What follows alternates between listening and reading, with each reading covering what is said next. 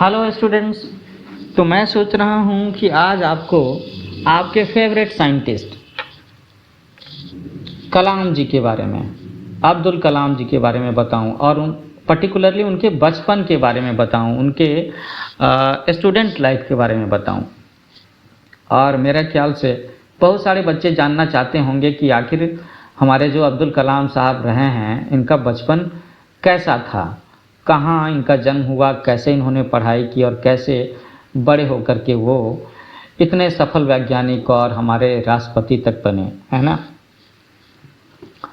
अब लोग चाहे कितने भी बड़े हो जाएं, उन्हें ना अक्सर अपने बचपन की चीज़ें बड़ी याद आती हैं।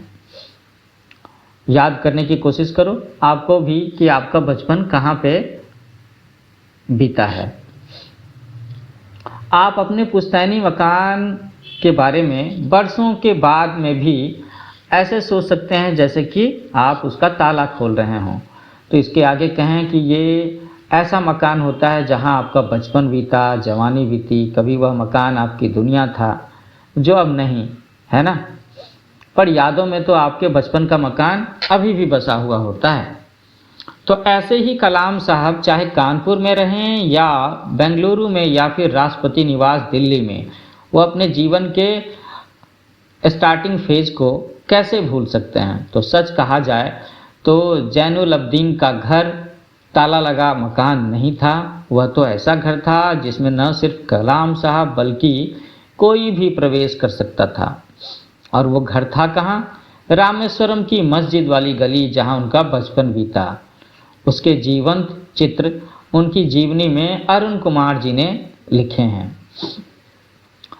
एक बहुत बड़े शायर रहे हैं, लेखक रहे हैं पास। वो कहते हैं कि सबसे खतरनाक होता है हमारे सपनों का मर जाना। तो खुद कलाम जी अपने बारे में जब लिखते हैं तो कहते हैं कि तूफान में सेतुकराई के कुछ लोगों के साथ हमारी नावें भी बह गई। उसी में पामबान पुल भी टूट गया और यात्रियों से भरी ट्रेन दुर्घटनाग्रस्त हो गई, एक्सीडेंट हो गया। पिताजी का कारोबार चौपट हो गया था और तब तक मैंने सिर्फ समुद्र की खूबसूरती को ही देखा था। समुद्र के तूफान और तूफान का भयंकर असर इन्होंने तब तक नहीं देखा था। कलाम जी कहते हैं कि उसकी अपार एवं अनियंत्रित ऊर्जा ने मुझे हतप्रभ कर दिया, सरप्राइज कर दिया था एकदम से। किसकी ऊर्जा? समुद्र की ऊर्जा, तूफान की ऊर्जा। इसके बाद भी उनके भीतर के सपने मरे नहीं। उनके भीतर जिंदगी जीते रहने की, सफल होने की इच्छा शेष थी। बचपन में देखे गए चित्रों में उन्होंने जीवन के रंग भरे, है ना। मतलब बचपन में जो भी सपने देखे उन्होंने उस अपने आगे के जीवन में उसको पूरा किया। उन्होंने अपने सपनों को मरने नहीं दिया। वे सारस को समुद्र के ऊपर में मंडराते और दूसरे पक्षियों को ऊंची उड़ानें भरते हुए देखा करते थे। तो इनके मरने में मन में भी उड़ने की इच्छा तो होती होगी ना। तभी से उन्होंने निश्चय किया कि वे भी आकाश में ऐसी ही उड़ानें भरेंगे और वास्तव में आगे चल करके उन्होंने इस तरह के काम किए। और लिखते हैं कि उड़ान भरने वाला मैं रामेश्वरम का पहला बालक निकला। कौन? कलाम जी। तो अब्दुल कलाम साहब के व्यक्तित्व में आरंभ से ही एक अलग तरह का अट्रैक्शन था। उन्होंने स्वयं कहा है कि विजयी होने के लिए सबसे अच्छा तरीका ये है कि विजयी होने की जरूरत नहीं है, आपको बस कोशिश करते रहना है, प्रयास करते रहना है। तो एक न एक दिन तो आप सक्सेसफुल, एक न एक दिन तो आप विनर हो ही जाओगे। जब आप भ्रमों से मुक्त और शांत चित्त होते हैं तभी किसी काम को पूरे बेहतर ढंग से कर पाते हैं। तो कहना ना होगा कि उनकी स्वयं की मेहनत और किसी भी काम को मुकाम तक पहुंचाने के लिए, मुकाम का मतलब है मंजिल तक पहुंचाने के लिए जो उनका कमिटमेंट था वो काबिले तारीफ थी। इसीलिए रक्षा मंत्री कृष्ण मेनन और डॉक्टर विक्रम साराभाई जैसे साइंटिस्ट लोगों को उन्होंने अपने समर्थन में खड़े रहने को मजबूर कर दिया था। कुछ पक्षी शास्त्री भी कहा करते थे कि सत्य की तलाश करो और सत्य ही तुम्हें रास्ता दिखाएगा। जैसा कि बाइबल में कहा गया है कि मांगो तुम्हें मिलेगा। ये सब तुरंत नहीं हो जाते, फिर भी कलाम साहब के बारे में ये सब की सब बातें हुई। कौन सी बात? कि सत्य की तलाश करो और सत्य ही तुम्हें रास्ता दिखाएगा, मांगो और तुम्हें मिलेगा। कलाम साहब की माँ का नाम था असीयम्मा। तो उन्होंने अपनी माँ को आदर्श जीवन संगिनी कहा है ना, आइडियल वाइफ कहा है। उन्होंने अपनी माँ के लिए एक बड़ी प्यारी कविता लिखी है। तेरी बाहों में पला मैं, मेरी कायनात रही तू, जब छिड़ा विश्व युद्ध छोटा था मैं, जीवन बना था चुनौती और जिंदगी अमानत। मीलों चलते थे हम, पहुँचते किरणों से पहले, दिन में स्कूल शाम में पढ़ाई, मेहनत मशक्क़त दिक्कतें और कठिनाई। तेरी पाक शख्सियत ने बना दी मधुर यादें, जब तू झुकती नमाज में उठाए हाथ, अल्लाह का नूर गिरता तेरी झोली में, अल्लाह का नूर गिरता तेरी झोली में, जो बरसता मुझ पर जैसे मेरे जैसे, कितने नसीब वालों पर दिया तुमने हमेशा दया का दान। तो कितनी खूबसूरत पंक्तियाँ कलाम जी ने अपनी माँ के लिए लिखी हैं। अभी ये कविता और भी है। वो लिखते हैं कि याद है अभी जैसे कल की ही, 10 बरस का मैं सोया तेरी गोद में, बाकी बच्चों की ईर्ष्या का बना पात्र। इसका मतलब है कि उनके और भी भाई बहन थे। पूरनमासी की रात भरती जिसमें तेरा प्यार, आधी रात में अंधमुंदी आँखों से तकता तुझे, थामता आंसू पलकों पर घुटनों के बल, बाहों में घेरे तुझे खड़ा था मैं। तूने जाना था मेरा दर्द, अपने बच्चे की पीड़ा, तेरी उंगलियों ने निथारा था दर्द मेरे बालों से, और भरी थी मुझ में अपने विश्वास की शक्ति, निर्भय हो जीने की जीतने की। जिया मैं मेरी माँ और जीता मैं, कयामत के दिन मिलेगा तुझसे फिर तेरा कलाम, माँ तुझे सलाम, माँ तुझे सलाम। तो ये बड़ी प्यारी कविता लिखी है अब्दुल कलाम जी ने अपनी माँ असीयम्मा की याद में। हर व्यक्ति के जीवन में गांव होते हैं और शहर भी, जो बचपन से जवान होने तक बदलते रहते हैं। गांव और शहरों की धूप छाँव के बदलाव भरे परिवेश में कलाम साहब का जीवन बीता, लेकिन बड़ा प्रेरक रहा उनके बचपन का साथी रामेश्वरम। रामेश्वरम एक छोटा सा टापू था, आइलैंड सिटी। भारत के दक्षिण में न सिर्फ रामेश्वरम था, बल्कि नारियल के हरे पत्तों की मनमोहक छाँव भी थी, और था दूर दूर तक फैला हुआ समुद्र, जो अपने आप में विस्मयकारी आकर्षण था। प्रकृति ने इसे और भी सुंदर बनाया था। यहाँ रहने वाले लोगों की इनकम का सोर्स नारियल की खेती, मछली का व्यापार तथा टूरिज्म ही रहा है। रामेश्वरम पर्यटन स्थल भारतीय इतिहास में रिलीजियस पर्यटन स्थल के नाम से जाना जाता है, जो कि हर समय दर्शनार्थियों से भरा रहता है। आगे बताते हैं वो रामेश्वरम के बारे में कि इस छोटे शहर में हिंदू, मुसलमान तथा ईसाई परिवार एक साथ रहते थे। सर्वधर्म समभाव, सेक्युलर सिटी। उन समुदायों की पूजा तथा प्रार्थना अलग अलग हुआ करती थी, लेकिन सभी सौहार्दपूर्ण और शांतिपूर्ण माहौल में जीते हुए एक दूसरे की हर संभव सहायता के लिए तैयार रहते थे। ऐसे कस्बे में एक मध्यम वर्गीय साधारण से परिवार में कलाम साहब का जन्म 1931 में हुआ। उनके पिता का नाम जैनुलब्दीन था और माता का नाम असीयम्मा। नाम फिर से बताऊं, उनके पिता का नाम था जैनुलब्दीन और माता का नाम असीयम्मा। उनके पिता का जीवन आदर्श से भरा हुआ था और वे बड़े ही डिसिप्लिन थे, है ना। उन्हें अनुशासन बड़ा पसंद था। वो रोज़ सुबह जग जाते थे और सुबह उजाला होने से पहले नमाज पढ़ लेते थे, फिर नारियल के बगीचों में लंबी सैर को निकल जाते थे। उनके पिता का नाव बनाने का व्यवसाय था। स्वयं कलाम साहब लिखते हैं कि जब मैं छोटा बच्चा था, मेरे पिताजी ने फेरी कारोबार शुरू करने के लिए नाव बनाने का फैसला किया। मैं नाव बनती हुई देख करके बड़ा मुग्ध हो जाता था कि कैसे लकड़ी का हर तख्ता सही जगह पर रखा जाता था और धीरे धीरे नाव का बाहरी हिस्सा नजर आने लगता था। उन दिनों समुद्र के तट से खुद को हटाने में मुझे बहुत कठिनाई हो रही थी। जहाँ नाव बनाई जा रही थी जलालुद्दीन भी रामेश्वरम में रहते थे और मेरे पिताजी की मदद करते थे। तो जलालुद्दीन कौन थे? वो इनके पिताजी के असिस्टेंट थे। सबसे पहले उन्होंने ध्यान दिया कि मैं बड़ी दिलचस्पी से नाव बनते देखता था। उस काम में लगे अन्य लोगों से अलग वे रोज़ मुझसे बातचीत करते और मुझे काफ़ी समय देते थे। हम नाव के बारे में बातें करते कि इसे कैसे बनाना चाहिए, कैसे रंगना चाहिए। वे फेरी से रामेश्वरम तथा धनुषकोडी के बीच यात्रियों को लेकर के जाते भी थे। तो कुछ बच्चों के मन में सवाल होगा कि फेरी क्या होता है। तो फेरी एक नाव होती है जिस पर अक्सर लोग सामान या लोगों को बिठा करके उन्हें एक जगह से दूसरी जगह पहुंचाते हैं। इसका सफ़र बहुत लंबी दूरी का नहीं होता। तो जैनुल अब्दीन बहुत पढ़े लिखे नहीं थे। कहने का मतलब है कलाम जी के पिताजी ज़्यादा पढ़े लिखे नहीं थे। परिवार में बहुत ज़्यादा पैसा भी नहीं था। इनके पिता बड़े सीधे और सरल इंसान थे, हर किसी की मदद करते, पानी के कटोरे में अपनी उंगलियां छुआ करके बीमार आदमी के अच्छे होने की दुआ भी करते थे। ऐसे थे इनके पापा। हम लोग इनके पापा के बारे में क्यों जान रहे हैं, पढ़ रहे हैं? क्योंकि हम सब जो होते हैं अपने घर परिवार, अपने मम्मी पापा के जैसे तो होते ही हैं, उनसे सीखते हैं।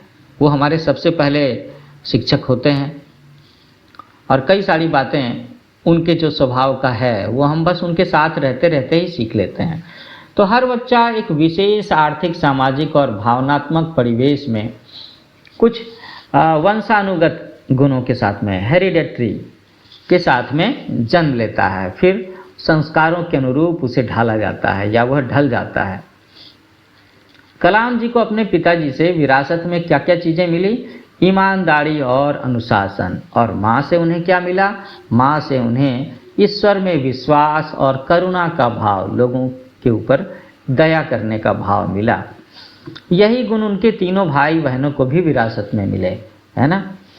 तो किसी भी परिवार में जब एक जैसा परिवेश होता है तो उस परिवार के सदस्यों को भी एक जैसे गुण मिल जाते हैं ना।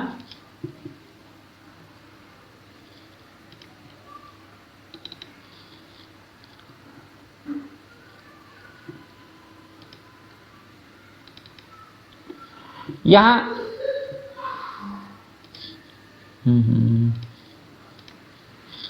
जलालुद्दीन और शमसुद्दीन के साथ में उन्होंने जो भी समय गुजारा उसका बचपन में एक अद्वितीय योगदान रहा है और इसी के रहते उनके जीवन में बहुत सारे बदलाव आए। स्कूली शिक्षा नहीं होने के बाद भी जलालुद्दीन और शमसुद्दीन इतनी सहज बुद्धि के थे और ऐसी बातें, है ना, जो कि कहीं ना जाए, ऐसे मैसेजेज का, ऐसे भावनाओं का भी वो झट से जवाब देते थे। बचपन में मैं बिना किसी हिचकिचाहट के अपनी सृजनात्मकता को, है ना, इनकी क्रिएटिविटी को ये उनके बीच में रख सकते थे। अब बात आती है कि भाई अब्दुल कलाम के बचपन में कैसे दोस्त रहे होंगे। तो उनके 3 पक्के दोस्त थे, रामानंद शास्त्री, अरविंदन और शिव प्रकाशन। ये तीनों ही ब्राह्मण परिवारों से थे। सोचने की बात है ना कि अब्दुल कलाम मुस्लिम और उनके 3 पक्के दोस्त सब के सब ब्राह्मण। रामानंद शास्त्री तो रामेश्वर मंदिर के सबसे बड़े पुजारी पक्षी लक्ष्मण शास्त्री का बेटा था। अलग अलग धर्म, पालन पोषण, पढ़ाई लिखाई को लेकर के हम में से किसी भी बच्चे ने कभी भी आपस में कोई भेदभाव महसूस नहीं किया। No discrimination at all.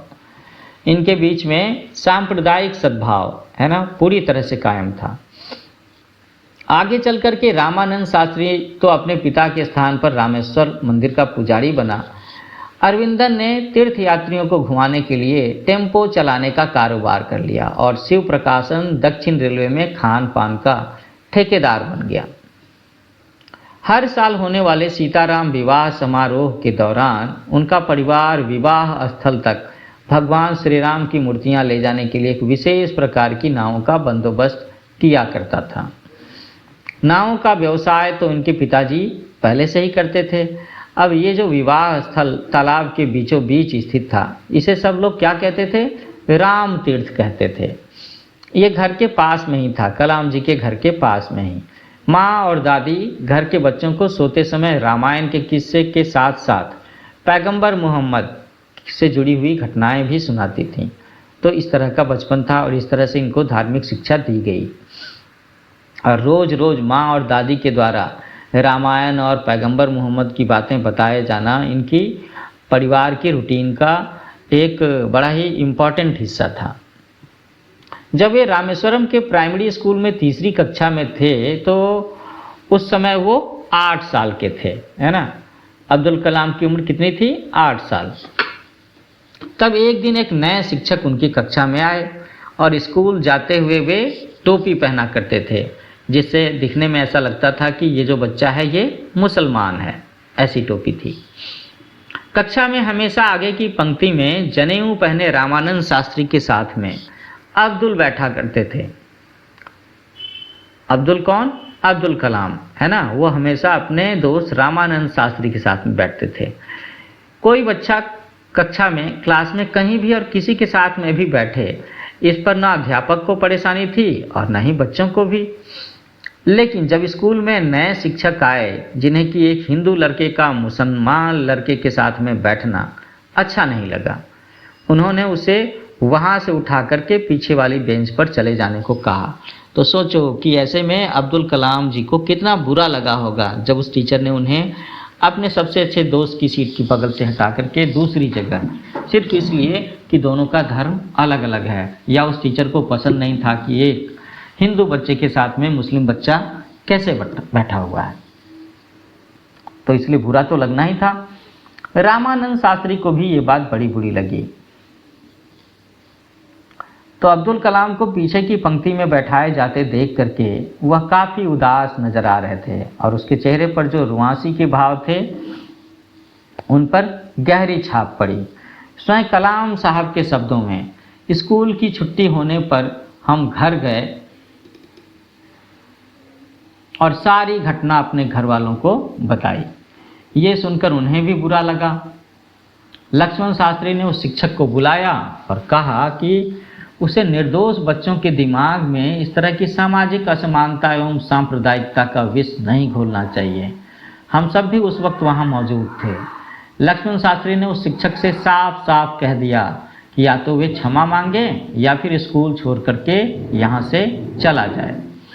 उस शिक्षक ने अपने किए हुए व्यवहार पर न सिर्फ दुख व्यक्त किया बल्कि लक्ष्मण शास्त्री के कड़े रुख और धर्मनिरपेक्षता में उनके विश्वास से उस नौजवान शिक्षक में अंततः बदलाव आ ही गया। कलाम के लिए भी यह एक बड़ा अच्छा अनुभव था। इस तरह रामेश्वरम पंचायत प्राइमरी स्कूल में उन्होंने 1936 से लेकर के 1944 तक की शिक्षा प्राप्त की। अब आगे की पढ़ाई पर विचार होना था किसी बड़ी जगह पर, बड़े शहर में, बड़े कॉलेज में, बड़े स्कूल में।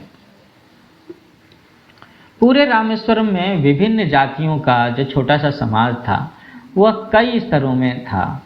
इस पृथक्करण के मामले में ये जातियां बड़ी ही कठोर थीं। उनके विज्ञान के शिक्षक शिव सुब्रमण्यम अय्यर कट्टर सनातनी ब्राह्मण थे और उनकी पत्नी घोर रूढ़िवादी थी, है ना। लेकिन वो कुछ रूढ़िवाद के खिलाफ हो चुके थे। उन्होंने इस सामाजिक रूढ़ियों को तोड़ने के लिए अपनी तरफ से काफ़ी कोशिशें की ताकि विभिन्न वर्गों के लोग आपस में एक दूसरे के साथ में मिल सकें और जातीय असमानता खत्म हो। वे कलाम के साथ काफ़ी समय बिताते थे। अब बच्चों पता चल रहा है ना कि ये जो टीचर थे ये किस सब्जेक्ट के टीचर थे? साइंस के टीचर थे। इनका नाम क्या था? शिव सुब्रमण्यम। और साइंस के साथ में अब्दुल कलाम का क्या कनेक्शन है ये तो आप समझ ही रहे हो ना। तो ये जो साइंस के शिक्षक थे ये जातीय असमानता भी खत्म करना चाहते थे। वे कलाम के साथ काफ़ी समय बिताते और कहा करते कि कलाम, मैं तुम्हें ऐसा बनाना चाहता हूँ कि तुम बड़े शहर के लोगों के बीच में एक उच्च शिक्षित व्यक्ति के रूप में, हाई एजुकेटेड पर्सनालिटी के तौर पर पहचाने जाओ। अब एक दिन ये जो साइंस के टीचर थे शिव सुब्रमण्यम जी, इन्होंने अब्दुल कलाम को अपने घर खाने पर बुलाया। उनकी पत्नी इस बात से बहुत ही परेशान और डरी हुई थी। हाँ, डर इस बात था कि भाई एक सनातनी ब्राह्मण के घर में एक मुस्लिम बच्चा खाने के लिए बुलाया जा रहा है, तो उन्हें पवित्रता और धर्मनिष्ठा की बातें आ रही थी कि भाई उनका जो रसोई घर है वो इतना पवित्र है और इतना धर्मनिष्ठ है, उसमें एक मुसलमान बच्चे को खाने पर बुलाया गया है तो उसे कैसे बिठाएंगी, धर्म भ्रष्ट हो जाने का डर था उन्हें। तो उन्होंने अपनी रसोई के भीतर में अब्दुल कलाम जी को बिठा करके खाना खिलाने से साफ मना कर दिया। शिव सुब्रमण्यम अय्यर अपनी पत्नी के इस रुख से जरा सा भी विचलित नहीं हुए और उन्हें जरा सा भी क्रोध नहीं आया। उन्होंने खुद अपने हाथों से अब्दुल कलाम को खाना परोसा और उनके पास आकर के ही अपनी थाली, अपना खाना लेकर के बैठ गए। उनकी पत्नी ये सब बातें, ये सब चीज़ें रसोई के दरवाजे से पीछे खड़ी देख रही थी। रसोई समझ रहे हो ना, किचन। ऐसे में कलाम जी को भी आश्चर्य हो रहा था और वे सोच रहे थे कि क्या वे उनके चावल खाने के तरीके, पानी पीने के ढंग तथा भोजन समाप्त कर लेने के बाद उस स्थान को साफ करने के तरीके में कोई फर्क देख रही थी क्या। जब वे उनके घर से खाना खाने के बाद लौटने लगे तो ये जो टीचर थे, साइंस के टीचर अय्यर महोदय, उन्होंने उन्हें अगले सप्ताह फिर से अपने घर पर डिनर के लिए आने को कहा। अब कलाम जी को ये सुनकर अच्छा भी लगा, लेकिन उनके मन में थोड़ी सी घबराहट भी हो सकता है रही हो। वो असमंजस में थे और कोई जवाब नहीं दे पा रहे थे। उन्हें मौन देख करके अय्यर साहब ने फिर से कहा कि इसमें परेशान होने की ज़रूरत नहीं है। एक बार जब समाज में कुछ परिवर्तन करने का फैसला हम ले लेते हैं तो ऐसी छोटी मोटी समस्याएं आती रहती हैं। निश्चित ही अय्यर साहब ने ठीक ही कहा था। अगले सप्ताह जब कलाम शिव सुब्रमण्यम अय्यर के घर रात्रि भोजन के लिए गए तो अब की बार स्वयं उनकी पत्नी उन्हें रसोई में ले गई और स्वयं अपने हाथों से खाना परोसा। कलाम जी ने लिखा है कि अखबारों को लोगों तक पहुंचाने का कार्य मेरे चचेरे भाई शमसुद्दीन की एजेंसी द्वारा किया जाता था। जलालुद्दीन की तरह मेरे जीवन पर भी मेरे इस भाई का बड़ा अच्छा प्रभाव पड़ा था कि यद्यपि वे लिख पढ़ सकते थे परंतु उन्होंने कोई हायर एजुकेशन प्राप्त नहीं की थी और न ही वो जगह जगह यात्रा कर सकते थे। फिर भी उनका मुझसे बहुत स्नेह था। ये सारी बातें कलाम जी ने अपने बड़े भाई के बारे में, ये चचेरे भाई शमसुद्दीन के बारे में लिखी हैं। ये भी कहा जा सकता है कि वे मेरे लिए ज्ञान का स्रोत थे। ये दोनों व्यक्ति जलालुद्दीन और शमसुद्दीन मेरे विचारों तथा ध्येयों को कार्यान्वित करने से पहले ही समझ जाते थे। उनका क्षेत्र सिर्फ अपने व्यापार तक ही सीमित नहीं था, वे विस्तृत विश्व की जानकारी रखते थे, पूरी दुनिया की जानकारी। तो अगर अब्दुल कलाम के मन में बाहर की दुनिया के बारे में सवाल उठते होंगे तो ये सवाल के जवाब यही दोनों देते होंगे। शमसुद्दीन की एजेंसी ही रामेश्वरम में अखबार बांटने का काम करती थी। इस शहर में लगभग 1000 शिक्षित व्यक्ति थे। ये उन सबको अखबार बेचते थे। उन अखबारों में क्या क्या इन्फॉर्मेशन हुआ करती थी, मोटी मोटी जानकारी होती थी, सुर्खियों में टाइटल्स, फ्रीडम फाइट के बारे में, स्वतंत्रता संग्राम के बारे में। उन समाचारों को लोग रुचि लेकर के पढ़ते थे और उन पर चर्चा भी की जाती थी। इन समाचार पत्रों में युद्ध से जुड़ी हुई खबरें भी छपती थीं, जिनमें हिटलर, नाजी सैनिकों का डिटेल्स भी रहता था। इसके अलावा अन्य साधारण समाचार भी छपते थे, जिनमें ज्योतिष से संबंधित विषय या सोने चांदी के भाव भी छपते थे, जिन्हें पाठकों द्वारा पसंद किया जाता था। क्यों? लोग सोना चांदी खरीदना चाहते हैं और हर आदमी, लगभग हर आदमी ही अपने भविष्य के बारे में जानना चाहता है। उस समय तमिल पेपर दीनामणि सबसे पॉपुलर न्यूज़पेपर हुआ करता था। रामेश्वरम में समाचार पत्रों के पहुंचाने का एक अलग ही ढंग था। वे समाचार पत्र रोज सुबह रेलगाड़ी से रामेश्वरम स्टेशन पर पहुंच जाते थे और स्टेशन से वे अखबार पाठकों तक भेजे जाते थे। शमसुद्दीन का कार्य यही था जिसे वे पूरी मेहनत से निभा रहे थे। इसी बीच में सेकेंड वर्ल्ड वार की बात हुई।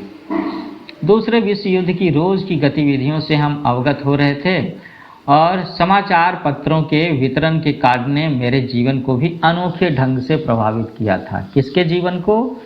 अब्दुल कलाम साहब के जीवन को।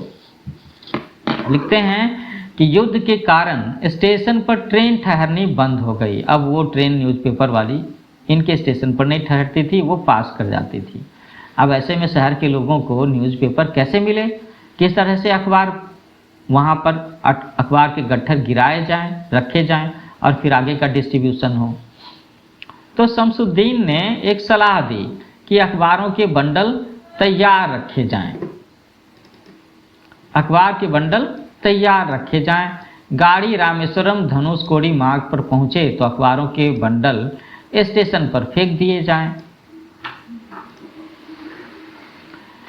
इस काम से अब्दुल कलाम को जोड़ा गया, जो इनके लिए बड़ा इंटरेस्टिंग सा था। अब्दुल कलाम को रोज सुबह उन बंडलों को चलती गाड़ी से लेना था और उन्हें शहर में लोगों में बांटना था। अब कलाम साहब का स्वभाव बचपन में कैसा था? तो उनका स्वभाव बड़ा ही क्यूरियोसिटी भरा था। वो बहुत क्यूरियस बच्चे थे। अपने आसपास में होने वाली घटनाओं से वो हमेशा सतर्क रहते थे। जमीन से लेकर आसमान तक के परिवेश में अगर कुछ भी होता तो वे उसकी जानकारी लेना, जानना, समझना चाहते थे। जैसे कि पक्षी क्यों उड़ते हैं, बारिश कैसे आती है, रेल का इंजन कैसे काम करता है। ऐसी अनेक बातें थी। और जिन बच्चों के मन में ऐसी सवाल उठते हैं, इसका मतलब है कि उनकी दिलचस्पी साइंस में है ना। उनमें से कोई बच्चा आगे चल कर के साइंटिस्ट या इंजीनियर बन सकता है, अगर उसने अपने इंटरेस्ट को, अपनी क्यूरियोसिटी को सॉल्व करने के लिए प्रॉपर टाइम दिया, है ना। किताबें पढ़ी, स्कूल में अच्छे से पढ़ाई की। तो ऐसे समय में उनके भाई जलालुद्दीन उनकी जिज्ञासाओं को शांत करने में मदद करते थे। हालांकि उनके भाई केवल 8वीं कक्षा तक पढ़े थे। क्वार्ट्ज हाई स्कूल से शिक्षा पूरी करने के बाद में सफलता हासिल करने के प्रति आत्मविश्वास से सराबोर छात्र थे। एक क्षण भी सोए बिना उन्होंने आगे पढ़ाई करने का फैसला कर लिया। किसने? कलाम साहब ने। उनकी बहन जोहरा भी उन्हें इनकरेज करती थी। उन्हें भी उनके भाइयों को अपने सपनों को साकार करना चाहिए। भाई भी चाहते थे कि वे आगे की पढ़ाई जारी रखें। तो रामनाथपुरम में शिक्षा पूरी होने पर कलाम साहब ने मद्रास, जो कि आज का चेन्नई है, उसमें इंजीनियरिंग की हायर एजुकेशन के लिए MIT, मद्रास प्रौद्योगिकी संस्थान में जाने का निर्णय लिया, मद्रास इंस्टीट्यूट ऑफ टेक्नोलॉजी। अब इंजीनियरिंग की पढ़ाई आज के समय में मुश्किल है, खर्चीली है, चैलेंजिंग है, तो उस समय में भी रही होगी। तो दाखिले के लिए, एडमिशन के लिए किसी तरह पिताजी 600 रुपये जुटा पाएंगे। ये रकम आज छोटी लगती है, लेकिन उस समय के लिए ये रकम लगभग 1 लाख रुपए के बराबर थी। और मैं आज के दिन में कहूँ 2024, तो ये रकम शायद 3 लाख रुपए के बराबर हो, 3 लाख। तो 3 लाख का अमाउंट छोटा तो नहीं है ना। अभी भी एक मध्यम वर्गीय परिवार को सोचना पड़ेगा, क्या पता लोन लेना पड़ जाए। और आजकल तो एजुकेशनल लोन मिलते हैं, उस समय तो लोन वगैरह की ऐसी फैसिलिटी रही नहीं होगी। ऐसे मुश्किल वाले समय में उनकी बहन, वो बहन जिसकी शादी हो गई थी, उसने अपने सोने की चेन और चूड़ियाँ गिरवी रख करके एडमिशन के लिए पैसों का इंतजाम किया। तो देखा जाए तो ये सिर्फ अब्दुल कलाम के सपनों की उड़ान नहीं थी, बल्कि अपनी मेहनत से कुछ कर दिखाने का एक बहुत बड़ी मौका भी था, चांस भी था, अपॉर्चुनिटी भी। वो लिखते हैं कि अचानक किसी कार्यवश मुझे अपने शहर रामेश्वरम जाना पड़ा। वहाँ जाने के लिए मेरी जेब में पैसे नहीं थे। इतना ही नहीं, मेरे पास किताब खरीदने के लिए भी पैसे नहीं थे। अब मेरे पास कोई और चारा नहीं था कि मैं उस किताब को बेच दूं जिसे मैं बहुत शौक से पढ़ता था। तो ऐसे भी मुश्किल के दिन अब्दुल कलाम ने अपने बचपन में बिताए हैं। जिस बाजार में पुस्तकें खरीदी और बेची जाती हैं, वह मद्रास में मोर मार्केट के नाम से जाना जाता था। कैसा बाजार था ये एक छत के नीचे बना हुआ बाजार था, जहां पर सब तरह की चीज़ें मिलती थीं। अब्दुल कलाम के लिए यह अनोखी बात थी कि वहाँ एक कोने में पुरानी पुस्तकों को खरीदा और बेचा जाता था। Second hand book store, third hand book store, old book store. तो उस बाज़ार में एक दुकान थी जहाँ मैं जाता रहता था, क्योंकि उस दुकान का मालिक मेरा दोस्त बन गया था। तो उस विक्रेता के संबंध में बहुत से बड़े बड़े लेखकों के साथ भी हुआ करते थे। बुक सेलर का रिलेशन बड़े बड़े राइटर्स के साथ में भी था। चूँकि अब अब्दुल कलाम भी पुस्तकों के शौकीन हो गए थे, तो इनका भी संपर्क इसके साथ में हो गया था।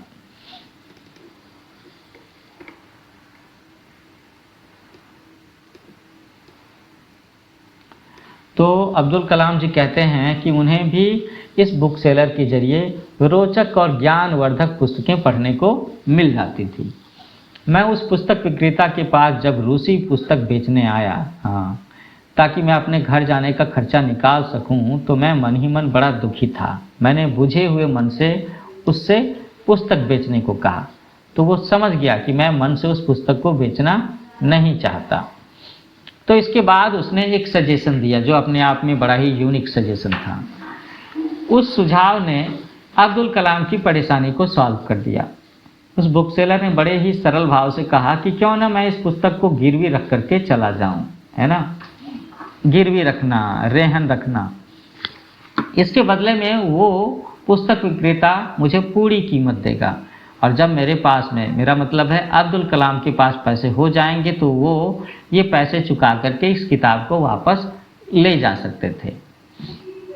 उसने मुझसे ये भी वादा किया कि वह यह पुस्तक नहीं बेचेगा, और इस तरह से मैं अपने घर से भी लौट कर आ गया और वापस वो पुस्तक भी मेरे पास आ गई। तो इतना प्रेम था कलाम साहब को पुस्तकों से। साहित्य और कहानियों से जुड़ना उन्हें बड़ा अच्छा लगता था। कहते हैं कि जब वो 12 साल के थे तो उनके गुरु मैक्स टैलमंड ने उन्हें यूक्लिडियन ज्योमेट्री की एक किताब दी, यूक्लिडियन ज्योमेट्री। इस पुस्तक ने युवक अल्बर्ट आइंस्टीन के मन के आयाम को विस्तृत किया था। Albert Einstein, great scientist, theory of relativity वाले, उनके मन में शुद्ध विचारों की संकल्पनाएं उभरने लगीं। तो ये किताब उन्हें बेहद पसंद थी। एक और किताब उन्हें बड़ी पसंद थी, उसका नाम था लाइट फ्रॉम मैनी लैम्प्स। क्या नाम है इसका? Light from many lamps. इसे लिलियन आइसलर वाटसन ने एडिट किया था, और ये किताब उन्होंने 1953 में मद्रास की एक सेकेंड हैंड बुक स्टोर से खरीदा था। इस पुस्तक में विभिन्न लेखकों के लेख छपे हुए थे। संपादक ने कई प्रेरणादायी कहानियों का वर्णन किया था। उन्होंने खुद स्वीकार किया कि उनके जीवन में ऐसा कोई मौका नहीं आया जब इस पुस्तक में दी गई नसीहतों ने उन्हें दुख के समय सहारा ना दिया हो। तो कुल मिलाकर कहें तो वे इस पुस्तक से ही प्रेरणा लेते रहे। पर कलाम साहब को तब भी मालूम ना होगा कि देश विदेश के करोड़ों की संख्या में जो युवा वर्ग के बच्चे हैं, लोग हैं, एक समय में वो भी इनके जीवन से प्रेरणा लेंगे, वो भी इनके जीवन को आदर्श के रूप में ग्रहण करेंगे। तो ऐसे थे कलाम साहब, और ऐसा था उनका बचपन का समय, युवा वर्ग का समय। किस तरह से उन्होंने पढ़ाई की, किस तरह से वो अपनी ज़िंदगी के सफ़र में आगे बढ़े। इसमें हम लोगों ने उनके जन्म लेने के बाद से कॉलेज में इंजीनियरिंग करने तक के समय को पढ़ा। तो जल्दी ही हम लोग कुछ और भी महान लोगों के बचपन के बारे में लेक्चर लेकर के आएंगे, और मैं आपको बताऊंगा कि इन महान लोगों का बचपन कैसा रहा, उसमें कौन सी ऐसी बातें थी जिसने इनके मन को, इनके संस्कार को, इनके ज्ञान को, इनकी पर्सनालिटी को इस हद तक प्रभावित किया जिससे आगे चल कर के वो इतने सफल या महान व्यक्ति बने। तो मैं तो कहूँगा आप सब बच्चों से कि आप सब लोगों को भी महान लोगों की जीवनी, उनकी बायोग्राफी या ऑटोबायोग्राफी पढ़नी चाहिए। तो कई सारे महान लोगों की बायोग्राफी मैं एक एक करके अपने चैनल पर डाल रहा हूँ, आप इसमें से भी ढूंढ सकते हैं। मुझे लगता है अगले 6 महीने में मैं लगभग 100 लोगों की बायोग्राफी इस पर डाल सकूँगा, जिसमें खिलाड़ी भी होंगे, वैज्ञानिक भी होंगे, नेता भी होंगे, लेखक भी होंगे, डॉक्टर भी होंगे, इंजीनियर भी होंगे, बिजनेसमैन भी होंगे। तो ये थोड़ा लंबा लेक्चर था। मैं एक और बात बताना चाहूँगा कि ये जो कहानी थी कलाम साहब के बचपन की कहानी, तो एनसीईआरटी की जो इंग्लिश की किताब है, आई थिंक उसका नाम बिहाइव है, 9th क्लास की किताब है, उसमें भी माई चाइल्डहुड नाम से एक चैप्टर है। तो मैंने जो बातें सुनाई, ये काफ़ी सारी बातें आपको उसी चैप्टर के हिंदी रूपांतरण के तौर पर भी दिखाई देंगी। माई चाइल्डहुड जो अब्दुल कलाम के बचपन के बारे में है। तो जो बच्चे 9th क्लास में एनसीईआरटी की किताब पढ़ रहे हैं इंग्लिश की, वो भी इस लेक्चर को सुन करके फ़ायदा उठा सकते हैं, जिसमें हम सीख रहे हैं अब्दुल कलाम के बचपन के बारे में। तो मेरा चैनल है न्यू एज कोचिंग, इसे आप लाइक करें, शेयर करें, सब्सक्राइब करें और अपने दोस्तों को ज़रूर बताएं, क्योंकि लाइफ में आगे बढ़ना है तो हमें सीखने से पीछे नहीं हटना चाहिए।